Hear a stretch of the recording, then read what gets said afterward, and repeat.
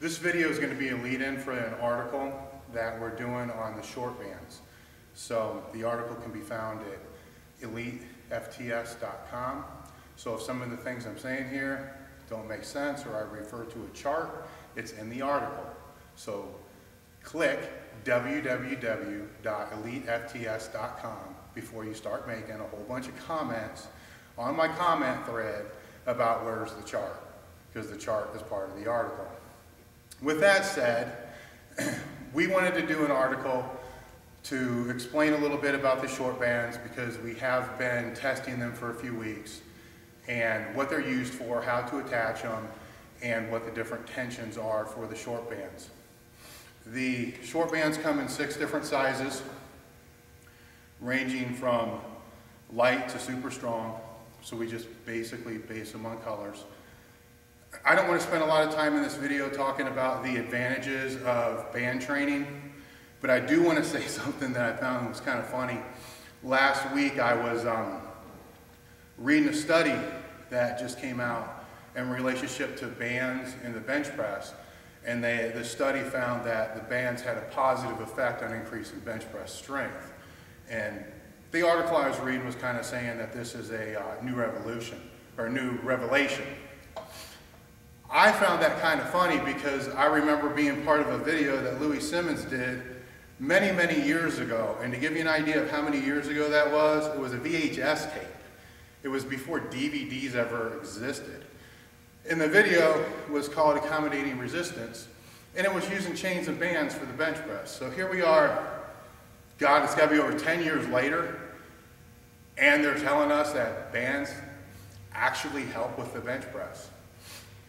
You know, good thing we've been training and using them for the past 10 years, and it takes this long before they come to a conclusion, which I'm sure somebody will say they don't work. So anyhow, what we did with the short bands is we wanted to take some of the problems associated with the longer bands for the bench press and the deadlift, and such as attaching them, because doubling up the bands was always hard to try to make sure it was even, especially when you went with bigger band tension. So I remember personally spending 5 or 10 minutes just trying to get the damn thing even so one side wasn't pulling on the other side hard, and then how to hook them up, how to double them, how many dumbbells it was going to take. So I wanted to go with a little bit shorter band to make it easier. I also wanted to go with a band that was a little bit easier to measure. Well, you'll see later in the article, there'll be a chart which tells you what the tension per band is per inch. So you'll be able to calculate exactly where the tension is at the bottom and at the top. We'll also put in some sample training cycles with, using a dynamic method, how to use them for max effort work, and even how to use them for sub-maximal work.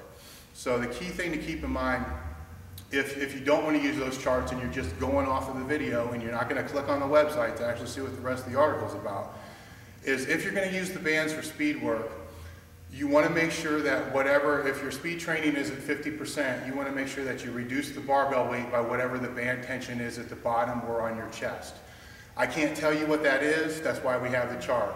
But say, for instance, it's going to be 40 pounds and you're using 200 pounds for your speed work. Well, you would use 160 pounds for your speed work because the tension on your chest is still going to be remaining at that 40 pounds of tension. If you're going to be using them for the deadlift, then you pretty much just throw them on top because there's not going to be any real starting tension at all with that. If you're using the bands for max effort work, then it doesn't even matter.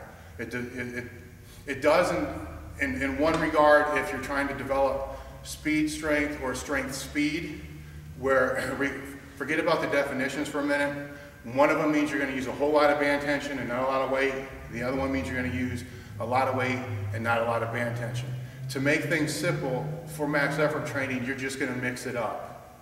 All right, so sometimes you'll use a little bar weight, a lot of tension, and vice versa.